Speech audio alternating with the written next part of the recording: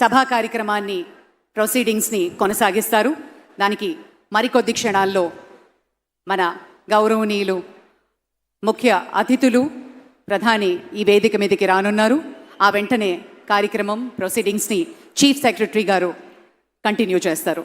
పెద్దల్ని గన్నవరం ఎయిర్పోర్ట్లో స్వాగతించి మన గవర్నర్ గారు, మన కాబోయే ముఖ్యమంత్రి శ్రీ చంద్రబాబు నాయుడు గారు ఇక్కడికి విచ్చేస్తూ ఉన్నారు.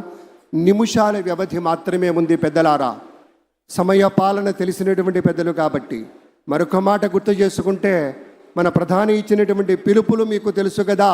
నరేంద్ర మోదీ గారు ఎప్పుడు చెప్తారు, స్వచ్ఛ భారత్, ఆత్మనిర్భర్, బేటీ బచావో బేటీ పడావో ఇత్యాది పథకాలన్నీ కూడా మన రాష్ట్రంలో కూడా దూరదృష్టి కలిగినటువంటి శ్రీ చంద్రబాబు నాయుడు గారు కళలు కనడానికి ధైర్యంతో పాటు ఆ వచ్చిన కళల్ని సాధించడానికి సాహసంతో ముందుండేటువంటి వ్యక్తిగా చంద్రబాబు నాయుడు గారు ప్రపంచంలో వచ్చినటువంటి ఐటీ విప్లవ ఫలితాలు తెలుగు జాతికి అందాలని మొట్టమొదటగా అంచనా వేసి ఇవాళ హైదరాబాద్ మహానగరం ఒక ఐటీ హబ్గా ఉంది అంటే కారణం చంద్రబాబు నాయుడు గారని చెప్పుకోవాలి. అలాగే ఆయన ఒక మహాస్వాప్నికుడు. ఆకలి లేని దేశాన్ని కలలు కంటాడు. కేవలం ఉన్నత స్థితికి వెళ్ళాలి, నేను సంపాదించుకోవాలి, నేను ఎదగాలన్నది కాదు. ఆకలి లేని దేశాన్ని చూడాలి, ఆకలి లేని దేశాన్ని కలలు కనాలి.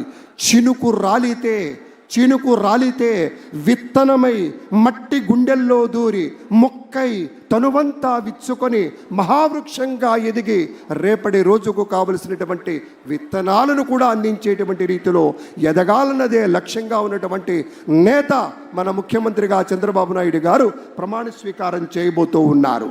అలాగే మరి గవర్నర్ ఆఫ్ తెలంగాణ, ఇటీవల రాజకీయ రంగ ప్రవేశం కూడా చేసినటువంటి డాక్టర్ తమిళసై సౌందరరాజన్ గారికి సవినయంగా స్వాగతం పలుకుతున్నాం. మేడం గారికి చాలా ప్రత్యేకమైనటువంటి స్వాగతం అమ్మ. డాక్టర్ తమిళసై సౌందరరాజన్ గారు తెలంగాణ రాష్ట్రంలో గవర్నర్గా ఉన్నా కూడా మన మీద కూడా అవ్యాజమైనటువంటి అనురాగం, ప్రేమ, వాత్సల్యం, కరుణ ఉన్నటువంటి తల్లి.